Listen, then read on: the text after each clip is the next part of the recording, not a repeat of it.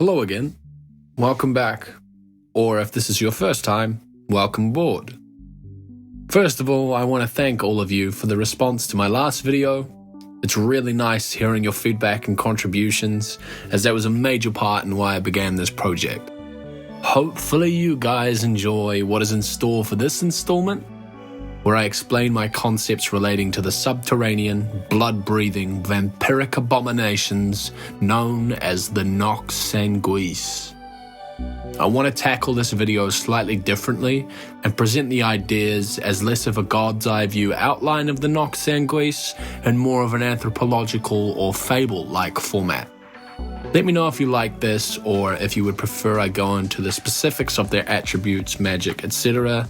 as per my last video. Let me know. In the southwest of the continent of O, there was once a thriving metropolis of trade, mining, and scientific discovery known as Zealous.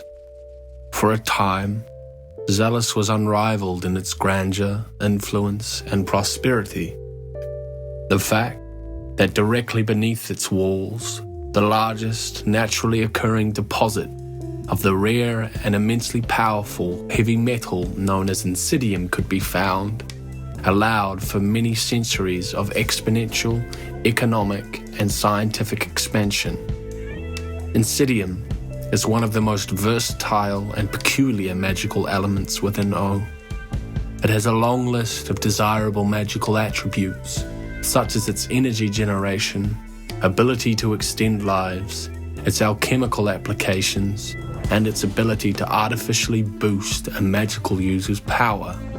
But, as with all good things, the legacy it leaves behind is laden with corruption and catastrophe. Nothing would encapsulate this more than the disastrous sinking of the city 307 years ago, due to extensive overmining. This event forever changed the trajectory of the city's inhabitants and the wider world. After the initial impact and huge loss of life, the Nox Sanguis decided to adapt rather than abandon their homeland and their sovereignty over their treasured element. This led them down darker and more perverse lanes of alchemical experimentation. Eventually, they discovered ways to use Inidian and alchemy to allow them to harvest the oxygen stored in blood so they could breathe more easily in the oxygen-depleted subterranean depths. And this was just the beginning. The leader of the Knöx Sanguis, a 400-year-old tyrant known as Basilius Umbra, would use this newfound alchemical recipe of blood and Inidian to create a multitude of evil entities and abominations, such as his prized army, known only as the Thirst. This army was feared over the entire continent for its extreme and unyielding brutality and mercilessness, and none were more brutal and merciless than the army's general, Kruor, the Caged One. Kruor was designed to be without conscience, honor, or morality. His sole functions were violence and unbridled bloodlust.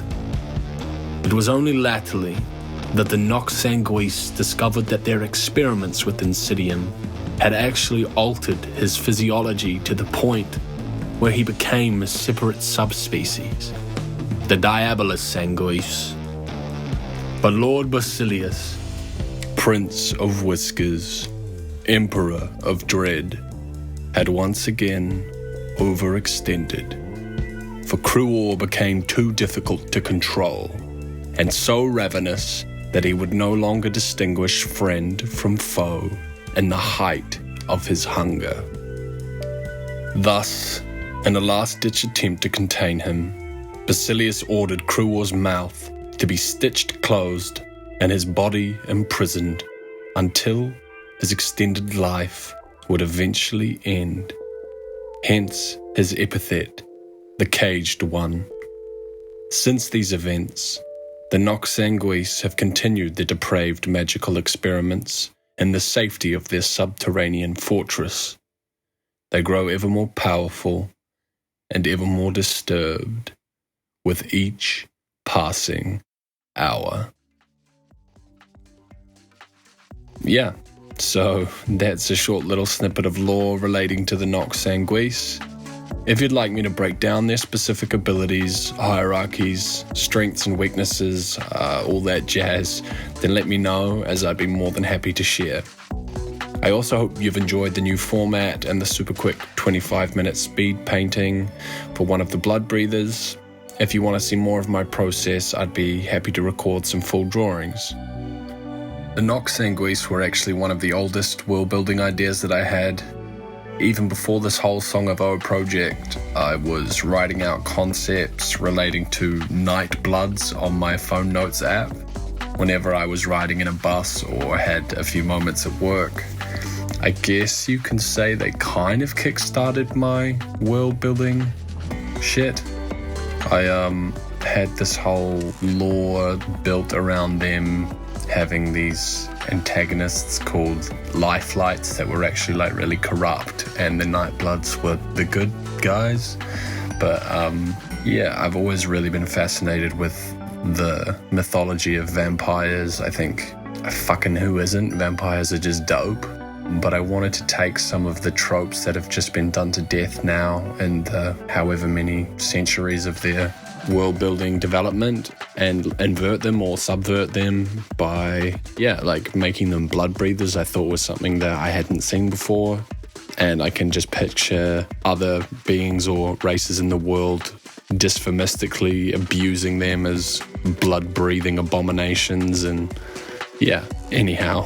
Thanks again for watching, and I really hope you enjoyed it. Please feel free to contribute or help me create this, because it has become an undertaking, and I'm really pleased to see that an audience is forming around it, because I love hearing other people's ideas, even for their own world building projects. I think it's just a really awesome community to be a part of. And I will see you guys again. Bye bye.